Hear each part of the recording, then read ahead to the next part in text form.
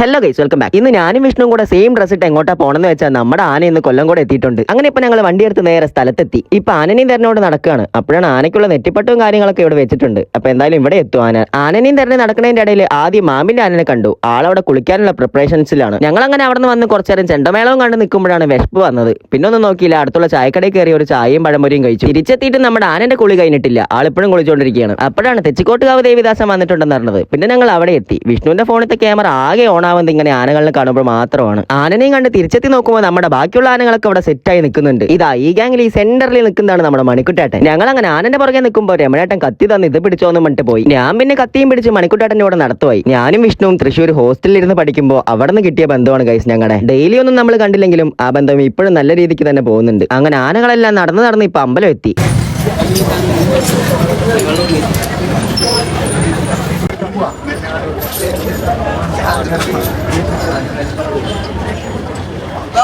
അമ്പലത്തിൽ നിന്നതും ഇതാ അടുത്ത ആൾ ഇവിടെ ക്യാമറ ഓൺ ആക്കി നിൽക്കണു. വിഷ്ണുവിന്റെ നെക്സ്റ്റ് വേർഷൻ. ഈ അമ്പലത്തിൽ നിന്ന് കോലം എല്ലാം കയറ്റി നടന്ന് ഇപ്പൊ അടുത്ത അമ്പലം എത്തിയതും ആനകളെല്ലാം അവിടെ പാർക്ക് ചെയ്തതും രമണേട്ടൻ ഞങ്ങളെയും വിളിച്ചപ്പോ ബേക്കറിയിലെത്തി. ഇതാണ് ഗൈസ് രമണേട്ടൻ. ഞങ്ങൾ കോളേജിൽ പഠിക്കുമ്പോൾ ഹോസ്റ്റലേഴ്സ് എന്നുള്ള ഒറ്റ പേരുകൊണ്ട് ഞങ്ങളുടെ ഡിപ്പാർട്ട്മെന്റിലത്തെ 1-2 ടീച്ചർമാരെ ഒഴിച്ച് ബാക്കി എല്ലാ ടീച്ചർമാരും സാർമാരും ഞങ്ങളെ വെറുത്തു. എന്താ കാരണം എന്ന് ഞങ്ങൾക്ക് ഇപ്പോഴും അറിയില്ല. അപ്പൊ നമ്മുടെ തൊട്ടിപ്പുറത്തുള്ള ആനപ്പറമ്പിൽ പോയി ഇവരിനേക്ക് കാണുമ്പോഴാണ് നമുക്കൊന്ന് സ്ട്രെസ് ഫ്രീ ആവുന്നത്. കോളേജിൽ അവഗണനയാണെങ്കിലും ഇവര് ഞങ്ങളെ സ്വന്തം മക്കളെ പോലെ കാണുന്നത്. ഹോസ്റ്റലിൽ ഫുഡില്ലാത്ത സമയത്ത് ഫുഡ് വാങ്ങിച്ചു തരും. അങ്ങനെ പറയാനാണെങ്കിൽ ഒരുപാടുണ്ട്. അങ്ങനെ ഞങ്ങൾ രമണാട്ടന്റെ കൂടെ ഇവിടുന്ന് ഒരു പപ്സും ലൈമും കുടിച്ച് തിരിച്ച് പരിപാടി നടക്കുന്ന സ്ഥലത്തെത്തി.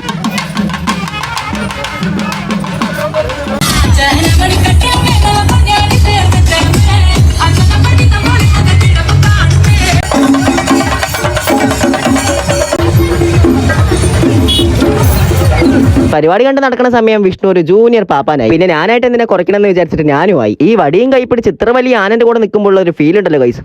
ഏതാ വൈബ്. അപ്പോഴാണ് അടുത്ത ആള് ഇനി ഞാനായിട്ടും കുറയ്ക്കണില്ലെന്ന് പറഞ്ഞ് വടിയും വാങ്ങിച്ച് സുരേന്ദ്രേട്ടനും നിന്നു. അങ്ങനെ ഇപ്പൊ പരിപാടി കഴിയേണ്ട സമയമായി. ഇവരെ വീട്ടിലോട്ട് വിളിച്ചപ്പോൾ നാളെ തൃശ്ശൂർ വേറെ പരിപാടി ഉണ്ട്, ഇന്ന് തന്നെ തൃശ്ശൂരിലോട്ട് പോകുന്നു പറഞ്ഞു. വീണ്ടും കാണാന്ന് പറഞ്ഞ് ഞങ്ങൾ അങ്ങനെ വീട്ടിലോട്ടും വന്നു. അപ്പൊ വീഡിയോ ഇത്രയേ ഉള്ളൂ. ബൈ ഗൈസ്, അടുത്ത വീഡിയോ ഇട്ട്